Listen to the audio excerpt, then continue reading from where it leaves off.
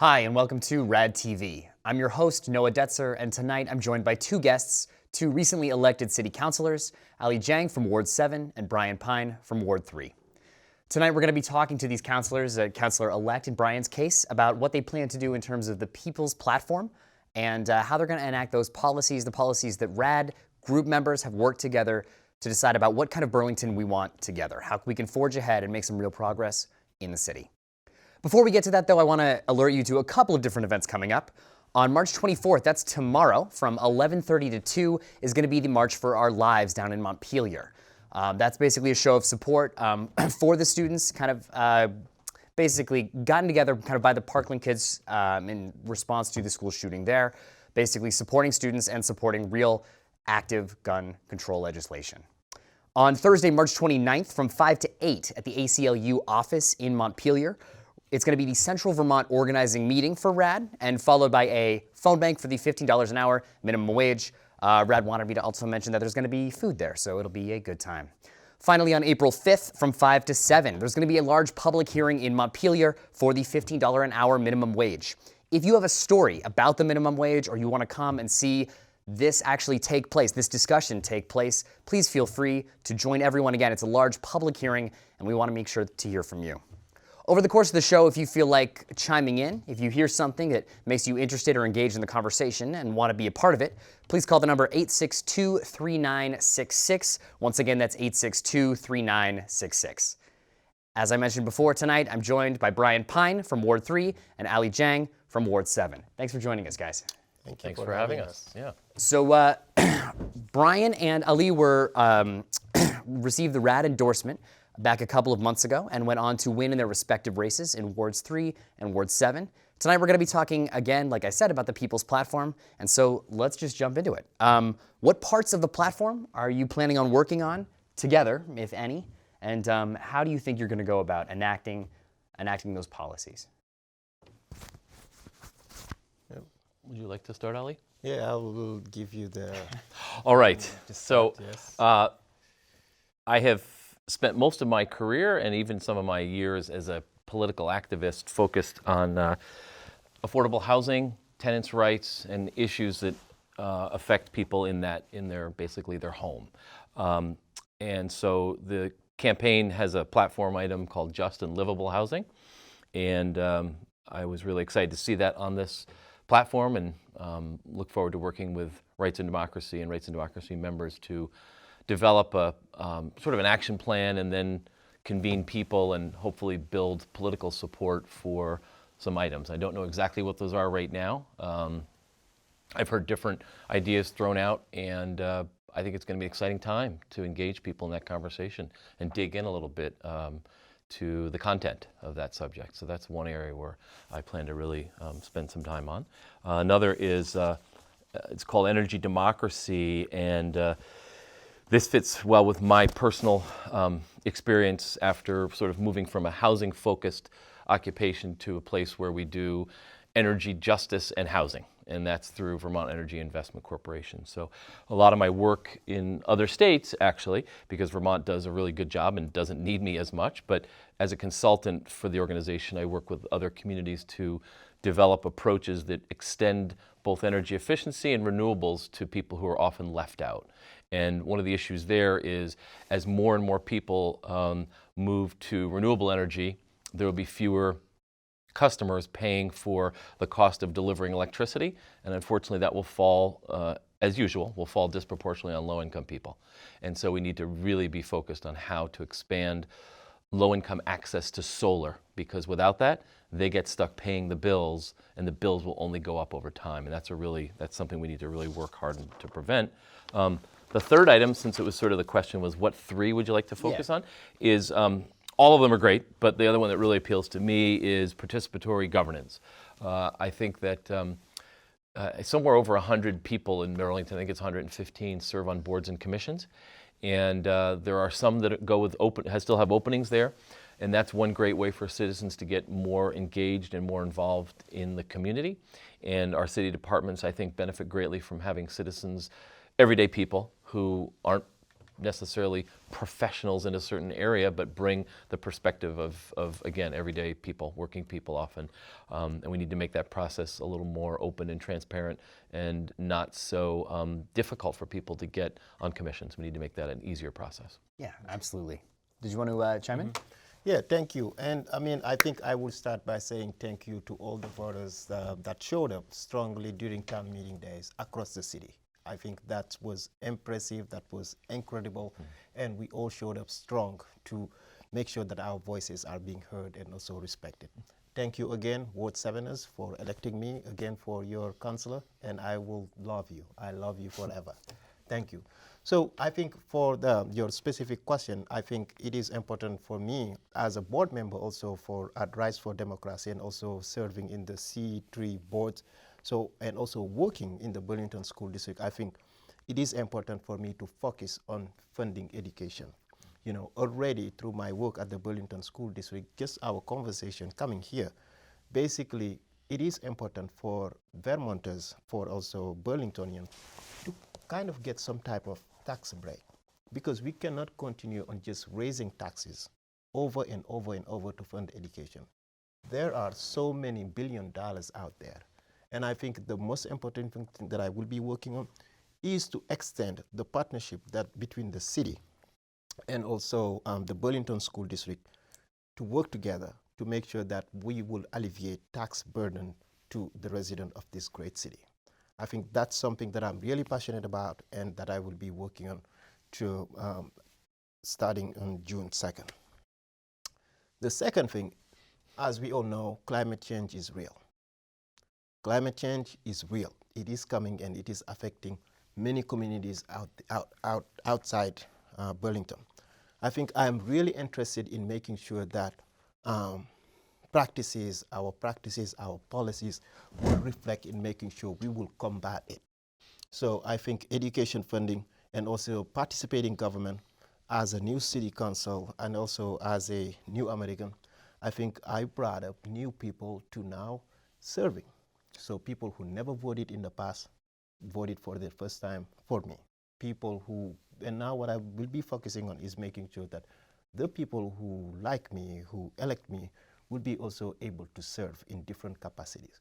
Because we all work together. That's the only way we can make sure that we have a better future for ourselves, for our children, and for all Burlingtonians. So those are two aspects that I would be working on starting in April. Yeah, well, I think that was really well said. And yeah, just to kind of get into it a little bit more, how are you planning on using your unity with RAD to promote these campaigns? Obviously, you're a board member. Brian, you've had some experience with RAD as well. How are you going to use your unity there and your familiarity with the organization as it stands to start to enact some of these policies, as we saw in the Burlington People's Platform? I think Rights and Democracy is a great example of strength in numbers, and that's what organizing is essentially about, is building political power around the issues that matter to folks. And I think the opportunity here is that Councilor Dieng, Councilor Tracy, myself, we all ran with Rights and Democracy endorsements. And I didn't take that endorsement as just like a good stamp of approval, even though it is. It's more than that. It's deeper than that. It's a commitment to values and delivering on the potential for making government work for everyday people. And I think specifically, I see Rights and Democracy as one of the ways to rally people, to educate, to canvass, to build support, to turn out people when we need people to turn out, but also to be a feedback loop.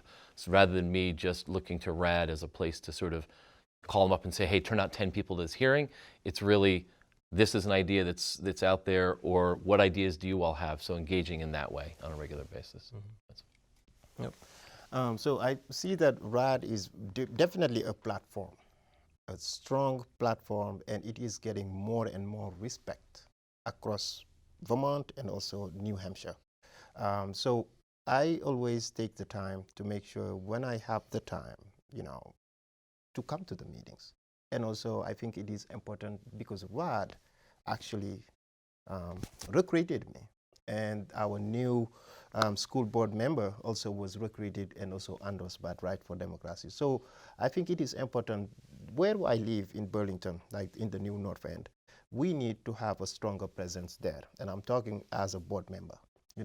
Instead of always people from there to come here, I think we need to start looking into ways some meetings are being held in the New North End, and also to recruit more people in bringing them in the power and the structure of a better government system, right? So I think also, like Councilor, soon to be Councilor Brian Pine said, right, I don't see it always as just helping me with messaging, like people like Shay Tatton, Isaac, and all of you guys, but I want to see also me in what I bring, my experience and my background. How can I better help this wonderful organization? I think those are a couple of things that I see that we will be able to work on together to make sure that, the future is brighter for every single person. Yeah. Are there individual efforts that you've been thinking about introducing in the next, as soon as you kind of convene, or anything specifically that you're planning on doing right off the bat? Yeah, so, one of them that I talked about is to foster the collaboration between the city and also the Burlington School District. But I'm really interested also in seeing, in continuing to foster, to bring new voices. I mean, bringing new people, at the political, background in our community. And also to continue on confronting the racial biases that exist in our city. And also people need to understand that now, me as a new American, this is our home. This is where I live. I am from here. Wherever I go to promote, I promote this community. I'm not promoting the community where I come from. So I will continue to do that, just that, as a board member at Right for Democracy, as a city councilor, and also to make sure that, what I talked about also about around climate change, I have 2 draft resolutions in making sure that maybe the city of Burlington will look into moving forward without cars that are run by gas. We can afford, and we have so many, we have the technology exists around the nation. We have so many gas, no more gas stations, but we can think about as a city to not use or buy cars that are run by gas. So I think that's something that's very specific that I would want to see and introduce when we move forward. One thing that I talked about and I heard a lot of feedback on the campaign trail is the need for University of Vermont to house more of their students. I did make a comment at the forum that was right here, Channel 17 forum with my fellow candidates for Ward 3 that got some attention from UVM, and they felt that it was perhaps taking the issue a little too far, but I put it out there really as a goal, which is housing most, if not all, of their students. And they said that's just not feasible, and I think that's an engagement process to discuss. It may not be feasible to reach 100%, but we've got to get about 3,500 students who are currently in the housing market competing, and they can compete for a bedroom at a level that a working family could never compete. So if you have 4 students, can each pay $800 a bed, and that's what they're paying, that adds up pretty quickly, right? I think it's $3,200 for a 4-bedroom apartment. That's a ridiculous amount of rent. No family can afford that. And so what that means is looking to land for UVM to build. They have some vast amount of parking near Waterman. They have vast amount of land at the former Trinity College campus on Colchester Avenue. I want to get serious about it and just focus on where to put the housing, not debate, whether they're going to do it or not. It's really a question of what do you need from us to get this housing built? Because that will affect quality of life in neighborhoods. That will make it so young couples and single people can get a start in this community and not struggle to put half their income towards their rent and their utilities. We need to dial things back in terms of rent, and the heavy demand that students place on our rental market is the main reason why rents are too high and housing conditions are pretty bad. So with these initiatives that you're talking about, planning on introducing, how can RAD members support you? And what can they do, really? What are some actionable steps that they can do to make sure that these initiatives at least receive a kind of a fair hearing? So, as you know, every city council, we receive some type of funds, and we can pay someone to do some research for us. And personally, I have someone that I work with closely, and his name is Steve McIntyre from the New North End. He's great, he's wonderful, we work together greatly. And I think it would be important, in terms of support for him to work closely with RAD because you already have so many knowledge and also expertise in many different issues. So anything that we want to work on together, I mean, I think we want to foster the collaboration between RAD and also the New North End. Yeah, and again, continue to get some support from, people like you, people like Shaytatan in messaging, in updating my website, in just public speaking and all of that. If I was recruited and doing an incredible job, it's because there are so many great, wonderful people such as RAD members and also volunteers that are helping in so many different ways. So we want to keep that support going. Something I heard, and I'm sure Ali heard, anybody running heard this, is there's a real feeling that people aren't being heard. They're not being included, they're not being listened to, they're not being heard. And saying that doesn't really mean that everyone always has to agree, and if you come to a meeting and say something that, oh, we're now going to take your idea and make it policy, that's not what people are looking for. They want to be heard in a meaningful, respectful way, and I think we need to find ways to do that. I think RAD can really be maybe a part of that, I think. The other issue that I heard quite a bit is the word gentrification is a bit of a buzzword, so let's stay away from that for just a minute and say displacement, I think, is the issue, because how it affects real people is really what we're worried about, not so much that there's a new building that doesn't look like it fits. That may bother somebody, but really it's, are people losing ability to live in this community because of it?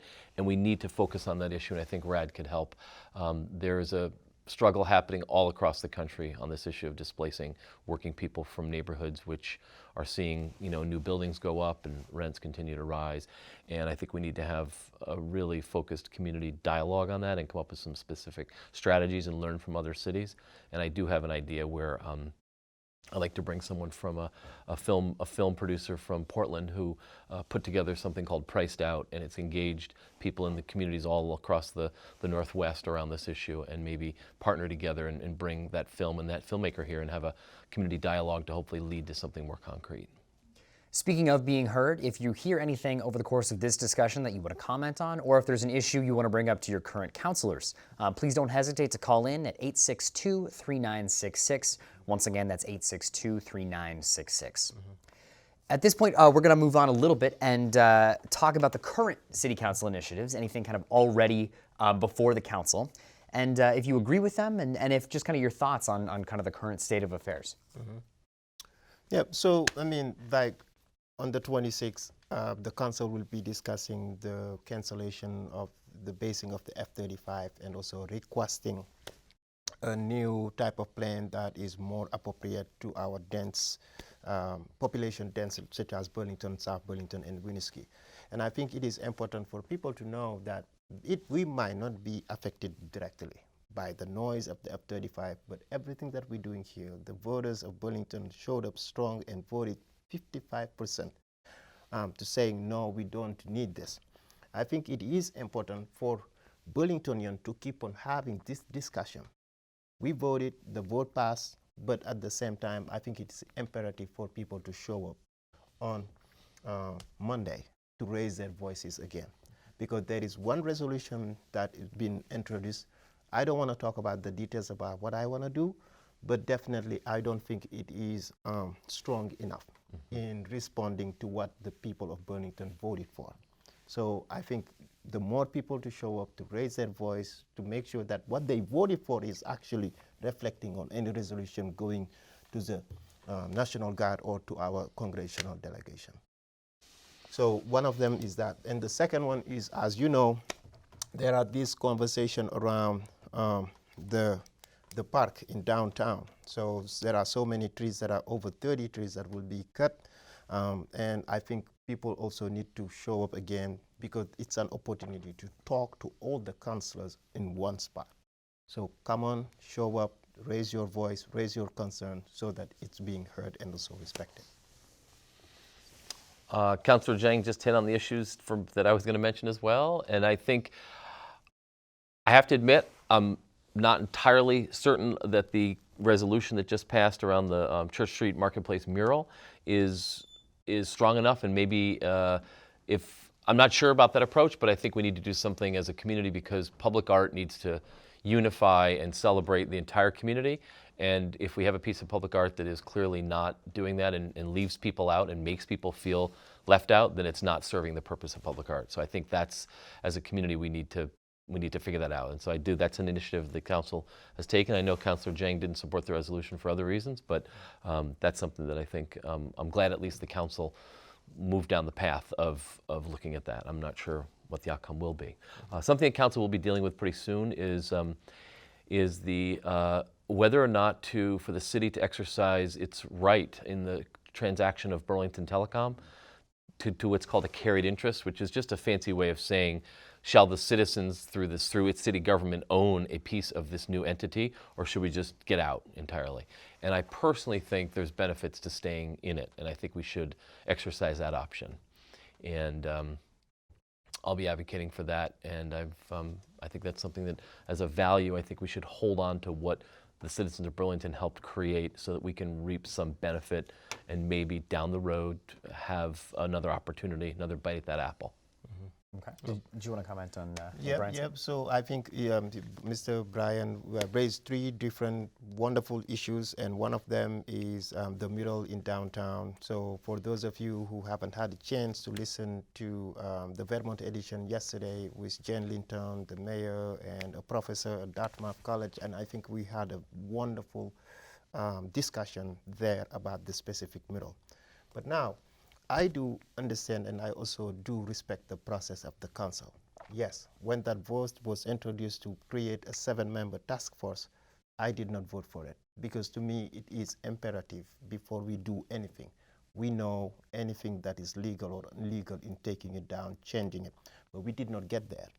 Reason why I said very clearly that I would not vote for this, because you cannot task people without giving them a parameter to work from. It did not happen. So those people will be coming, and also so many people in this community would like to apply to be member of that task force. So far, people don't know how and when that application will be on board doc. I think it is important for them, if they're really interested, to go see the city attorney, to ask the questions, and also make sure that they get in. So when we talk about Burlington Telecom, it is imperative. When we voted on that specific issue about the carried interest, I did say I won't vote it. I will not give my vote to this. Maybe I knew it will pass, because these are the reason. Burlington, we are leaders. We lead, and I see our city being able to lead the nation in anything. Racial biases, in telecommunication, in climate change, in education, everything, because we're small, we're wonderful, we have smart people. To me, let's cash out. Let's take the money, invest it in Vermont Ignite. That's already a platform that we have in this community. Invest everything, and from there, they will be able to make us new apps. They will be able to, do some coding or so many different things. We also have Burlington Technical Center, like right here, young children. Let's invest in the future. Let's not be in a game to try to get some pennies here and there. Let's think. Vision is important. Reason why, if we cannot own this entity, take our money, invest it somewhere else, and we can figure it out. Yeah. Thank you. The last question we're going to talk about today is about the mayor. Murrow Weinberger won re-election in a contested 3-way race.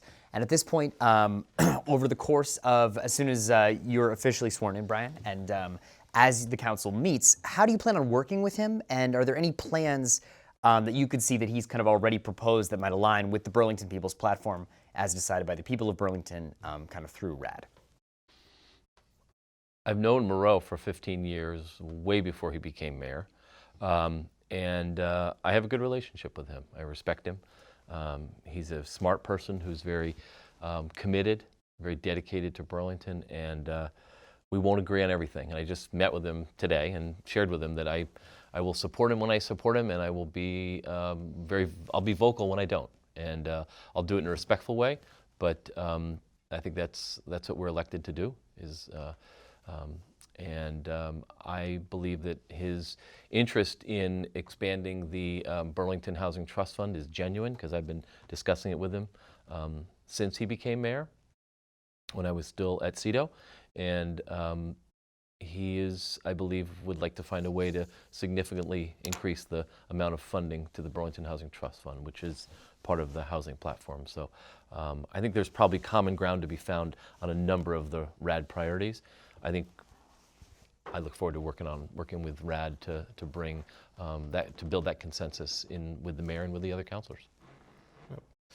Yeah, I mean, I think when we talk about the election, that yes, Miro Weinberger is still our mayor, but I think it is important for him to think about that, yes, what the message, what the story he need to get from the election that just passed. 52% of Burlingtonians did not vote for him. When people say he doesn't have a mandate, I don't know what that means. He's still our mayor. I known him, you know, maybe a couple years before I joined the council.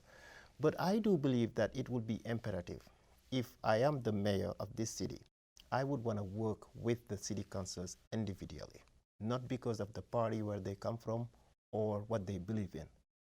I would want to have a monthly meeting, if I were the mayor, with every city councilor. What are you interested in? How can we work together? But when I joined the council, that did not happen. I think it is important to not just work with people if you want them to vote on a certain way in a specific issue. This is our city. We all elected officials. Yes, you are the leader. How can we work together? And I think it is important if our mayor is the one who makes the first steps in inviting people to the work, and not to just give them things that he already thought of, but just how do we create that platform where people can work together to serve everyone. We all may not have the same understanding, the same view on certain issues, but we were elected by the real people that live here. And it is important. Look forward to work with him. Like Brian said, we might not agree with all of it, but I just don't have anything other than respect to his service and also to his, legacy that he would want to leave when he leaves Burlington.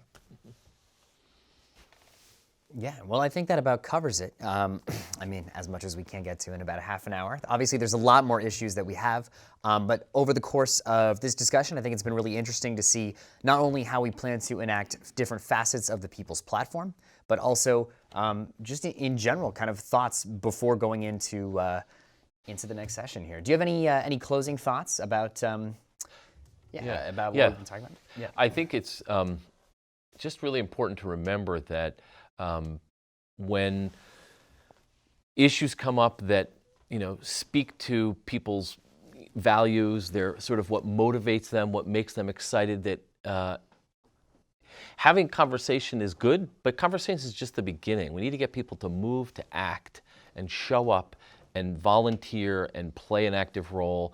When there's, I went to dozens of hearings when I worked for the city in support of affordable housing development happening, and I was often the only person ever at these hearings, except for the opponents who had all kinds of issues that might be classified as not in my backyard type of concerns. And those concerns are legitimate and they need to be heard because that's the process, but we need a countervailing weight that says working people have concerns too, and here's their issue. They're working 2 jobs and they're barely able to keep their head above water. We need more voices expressing that at the council. I don't think the council is always aware and thinking of those folks when they make policy, and think of them first. And remember, there are people who are making tough decisions around food and childcare and healthcare to be able to meet their expenses, and we need to be thinking of them when we make our decisions. So we got to get people to show up. Any closing thoughts? Yep, very quick. And I think I just want to give a special heads up to our students that have been really leading us lately. When we talk about race, when we talk about racism, when we talk about inclusion, I want to give them a special thank you, and also to keep on doing just that, because it's needed. It is always great when I know that the future generation is already involved and is already engaged in a positive manner. And my TED Talk, I'm doing a TED Talk on the 5th, so maybe you will be able to look at it, and it's all about community inclusion and engagement. Well, thanks so much for joining us tonight, and thank you for watching. Just as a reminder, all of the events that we spoke about at the top of the program, if you're looking to get involved and want to get involved right now, there's a couple of things you can do. First, March 24th, that's tomorrow in Montpelier from 11:30 to 2 is the March for Our Lives. March 26th, the City Council is going to be discussing the F-35. While the city already voted on it, it would be good for them to hear what people are thinking just in general.